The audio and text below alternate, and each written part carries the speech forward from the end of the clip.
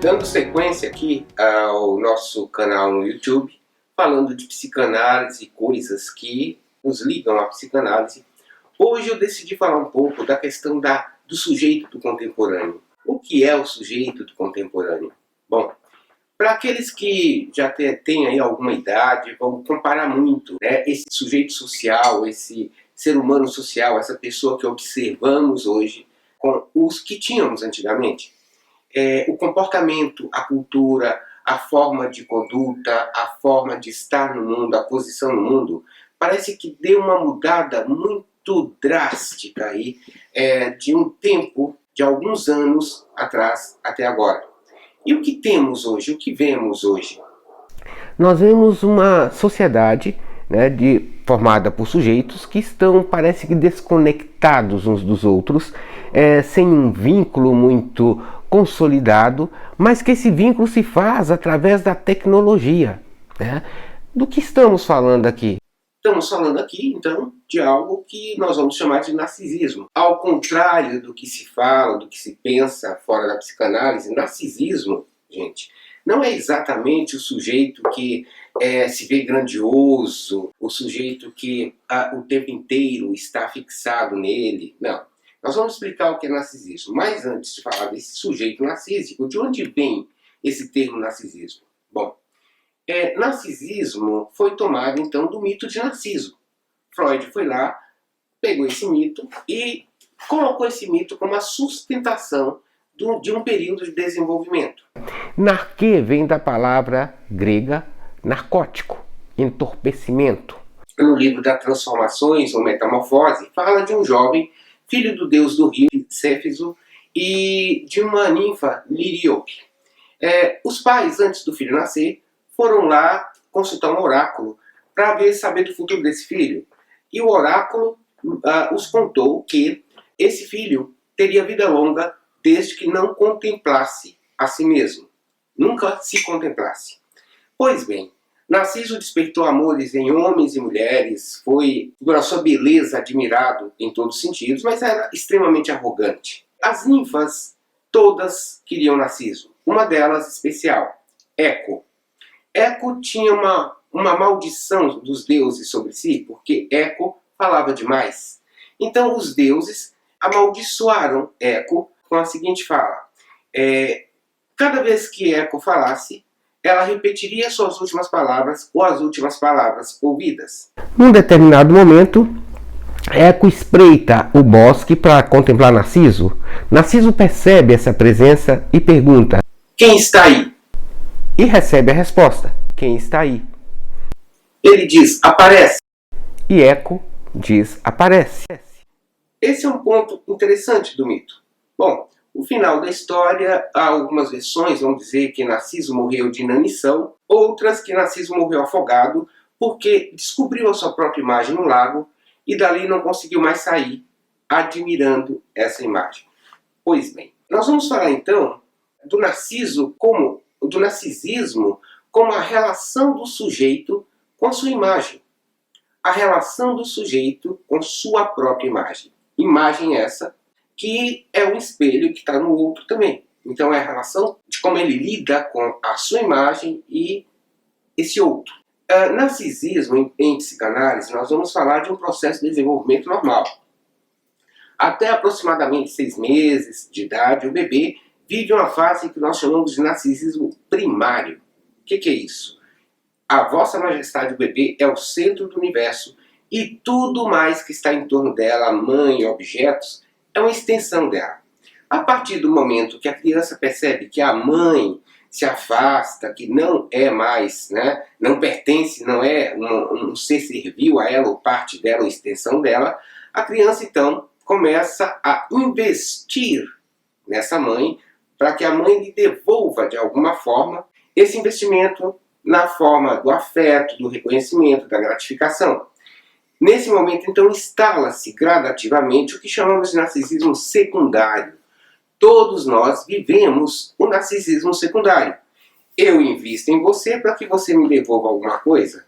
Eu faço esse vídeo para você que goste e reconheça em mim alguma coisa. Então, nós estamos o tempo inteiro investindo nos nossos objetos. Objetos aqui são pessoas, né? Investindo nesses objetos para que eles nos devolvam alguma gratificação.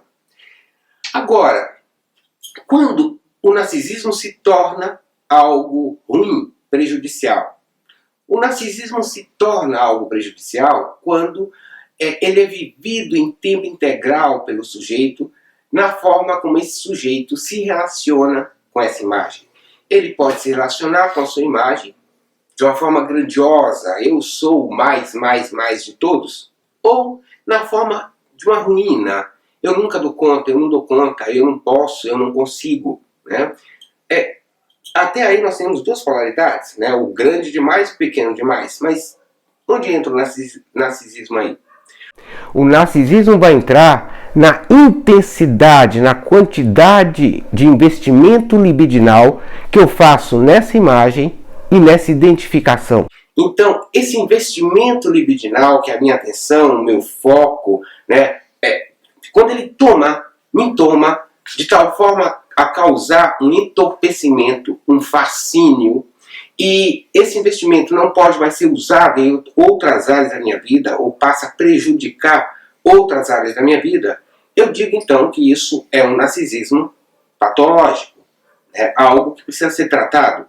Para falar de como esse narcisismo se instala na nossa sociedade hoje, já que percebemos hoje na nossa sociedade uma característica narcísica marcante em todos, a própria relação com a tecnologia, se pensarmos... Contemporaneidade, ela não pode ser tomada como algo autônomo para ler o sujeito, e sim o contrário.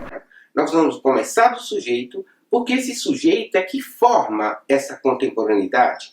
Então, falando desse sujeito, para quem já entende um pouco de psicanálise, nós vamos falar que o atravessamento pelo Édipo implica numa presença marcante do pai, por volta aí, desde os 8 meses de idade até 6 anos, esse pai tem funções específicas.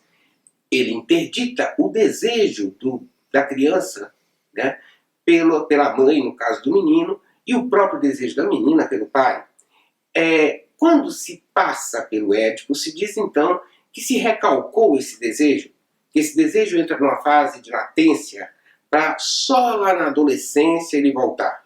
Mas isso que chamamos de metáfora paterna é justamente uma junção de coisas que estão ligadas àquele que faz a função paterna e que interdita, que tem a ver com a inserção na cultura, que para inserir na cultura se introduz então o princípio de alteridade, tem a ver com o atravessamento da linguagem e tem a ver com a questão da lei. A lei que é personificada num pai, ela passa a ser simbólica e passa a estar presente em todos os lugares.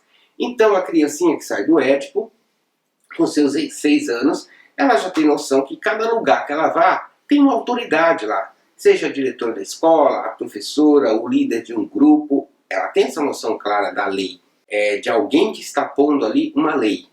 Coisa assim. O que acontece de uns anos para cá é que Lacan falou da falência do nome do pai. Primeiro, o que é nome do pai?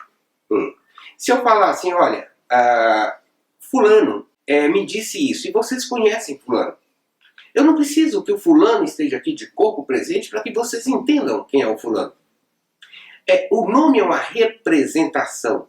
Então, quando a mãe volta para o trabalho, volta para o emprego, já acabou o seu período aí de licença, o que acontece? Entrou o nome do pai. Algo que representa a separação da criança da mãe é o nome do pai. O nome do pai, então, não é necessariamente o pai biológico. Esse pode entrar depois. O nome do pai, em francês, nom de père, é aquilo que Lacan, por homofonia, tomou como o não do pai, nom de père. Nós vamos falar, então, que de uns tempos para cá, essa interdição do pai enfraqueceu. Por N razões, que aí eu vou levar um vídeo inteiro para contar para vocês o porquê que isso aconteceu. Mas vou citar a grosso modo que a mãe ganhou outros papéis, né? Não é só mais dona de casa nem mãe, ela tem um papel laboral, ela tem um papel social, ela assume vários papéis. O pai, por não ser mais o único provedor, ele perdeu um pouco de autoridade também e se deslocou, sem saber muito bem qual é a sua posição. Então, alguns arranjos aí nessa família da modernidade fizeram com que falhasse, de alguma forma, esse interdito, essa função paterna. Quando eu falo da função paterna, eu falo, então, desse sujeito ser atravessado pela linguagem. Em Lacan, nós vamos falar que isso é a inscrição no registro do simbólico. Quando o sujeito falha nesse registro simbólico, nessa inscrição no registro simbólico, significa que lhe falta significantes, lhe falta palavras para expressar aquilo que ele sente. Quando falta palavras, o corpo é a forma de comunicação. Vamos lembrar que até hoje o corpo é uma forma de comunicação. Lembrando que, você vai numa feira de algum produto, uma convenção, o que lhe espera na porta? Corpos bonitos, modelos, que são anfitriões que lhe esperam ali. O corpo sempre foi uma forma de comunicação. Se pensarmos nas tribos indígenas, há uma pintura específica para a guerra, uma pintura específica para rituais de passagem. Então o corpo sempre vai estar aí comunicando alguma coisa. Mas no caso dessa deficiência no registro do simbólico, o corpo passa a ser a única forma de comunicação. Então, nós vamos pensar aqui que essa deficiência de inscrição no registro do simbólico, de se apropriar da linguagem, de ser atravessado pela linguagem, também vai ter uma outra consequência, que é o declínio dos laços sociais, o enfraquecimento dos laços sociais. Como eu falo com você pela palavra, eu penso usando linguagem, eu falo com linguagem. Logo, se há uma deficiência aqui nas expressões mais profundas da linguagem, então a deficiência nesse registro simbólico vai gerar também uma questão do enfraquecimento do laço social, a forma como nos relacionamos com o outro. E vai nos colocar numa posição de extrema solidão. Pensando aqui que essa questão do enfraquecimento do laço social vai resultar, então, numa cultura do narcisismo. Pois bem, seguindo aqui, nós ainda podemos falar que, sem linguagem, o corpo passa a ser a superfície de manifestação de todo tipo de mal-estar que antes poderiam ser expressos pela linguagem. Tá gostando? Então, veja a segunda parte. Nós vamos estar lançando logo a segunda parte desse vídeo para aprender mais a sua atenção. Obrigado.